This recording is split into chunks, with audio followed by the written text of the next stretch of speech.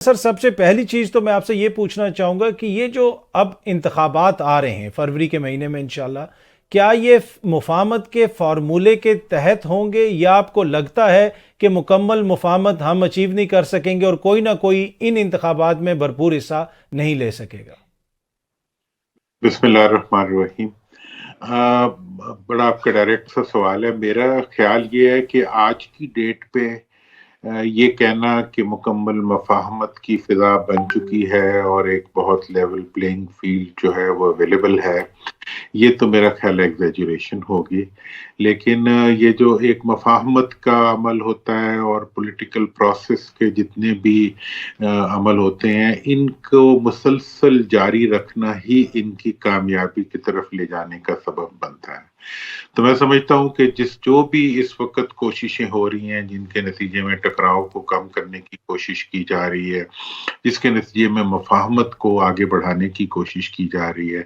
وہ سب ایک مثبت ابھی تک جو اس لیول سے اچیومنٹ ہے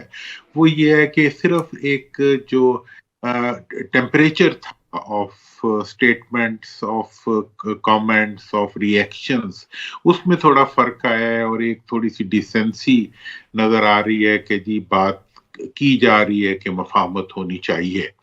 لیکن عملی مفاہمت کی کوئی شکل اور اس کے الیکٹورل پروسیس کے اوپر کوئی بہت مثبت اثرات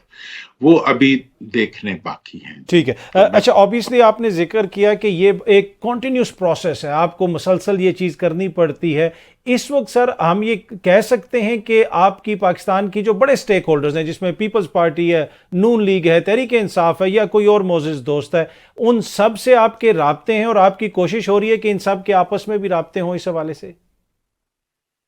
دیکھیں، ان کا یہ سیاسی لوگ جو ہوتے ہیں نا، میری کوئی ان سے کوئی بہت زیادہ امیدیں نہیں ہوا کرتی، کیونکہ ان کا جو پرسنل انٹرسٹ سینٹرک اپروچ جو ہے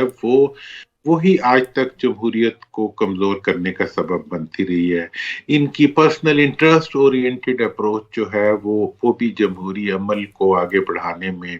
رکاوٹ بنتی رہی ہے، اور اس کے ذمہ دار کوئی بھی اپنے آپ کو تو کوئی نہیں مانتا نا، دوسروں کو ہی ٹھہراتا ہے، لیکن اصل مسئلہ جو ہوتا ہے وہ ہمارے اپنے اندر ہی ہوتا ہے۔ لیکن ان سب چیزوں کو ایک جگہ پہ رکھتے ہوئے بھی کوشش کرنا یہ ہماری ذمہ داری ہے۔ اور اس وقت جو میں نے ایک نیا جسے کہتے ہیں ہائی ڈوز انیشیٹو لیا ہے، جو کہ نیشنل یونٹی گورنمنٹ کا ہے،